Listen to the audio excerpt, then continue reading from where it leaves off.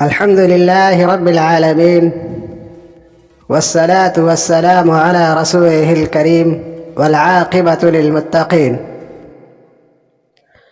عن ابن مسعود رضي الله تعالى عنه قال: قال رسول الله صلى الله عليه وسلم: لا يدخل الجنة من كان في قلبه مثقال ذرة من كبر.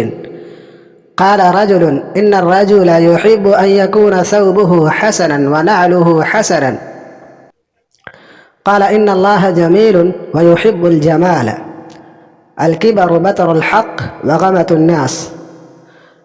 عبداللہ ابن مسعود رضی اللہ عنہ سے روایت ہے کہ رسول اکرم صلی اللہ علیہ وسلم نے فرمایا: جنت میں ایسا شخص نہیں داخل ہو سکتا جس کے دل میں ذرہ برابر بھی غرور اور تکبر ہوگا۔ ایک آدمی نے دریافت کیا: انسان پسند کرتا ہے کہ اس کا کپڑا اچھا ہو، اس کے جوتے اچھے ہوں، تو آپ صلی اللہ علیہ وسلم نے فرمایا: ان اللہ جمیل ویحب الجمال، کہ اللہ رب العالمین جمیل ہے اور جمال کو پسند کرتا ہے۔ الکبر بطر الحق وغمۃ الناس، تکبر حق کے مقابلے میں اترانا اور لوگوں کو حقیر سمجھنے کا نام ہے۔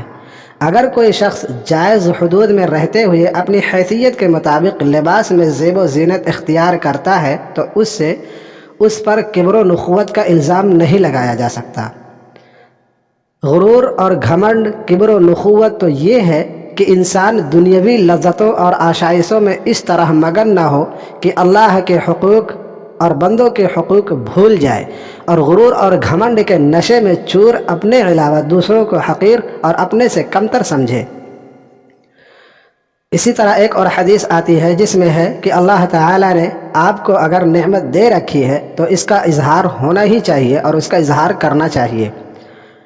وہ حدیث اس طرح سے ہے: عن ابی الاحوص عن ابیہ قال: اتیت رسول اللہ صلی اللہ علیہ وسلم وعلی ثوب دون فقال لی: ألك مال؟ قلت نعم. قال: من أي المال؟ قلت: من كل المال قد آتاني الله من الإبل والبقر والغنم والخيل والرقيق. قال: فإذا آتاك مالا فليرى أثر نعمة الله عليك وكرامته. ابو الاحوص رضی اللہ عنہ سے روایت ہے کہ رسول اللہ صلی اللہ علیہ وسلم کی خدمت میں میں حاضر ہوا اور اس حال میں حاضر ہوا کہ میرا لباس بہت ہی معمولی تھا۔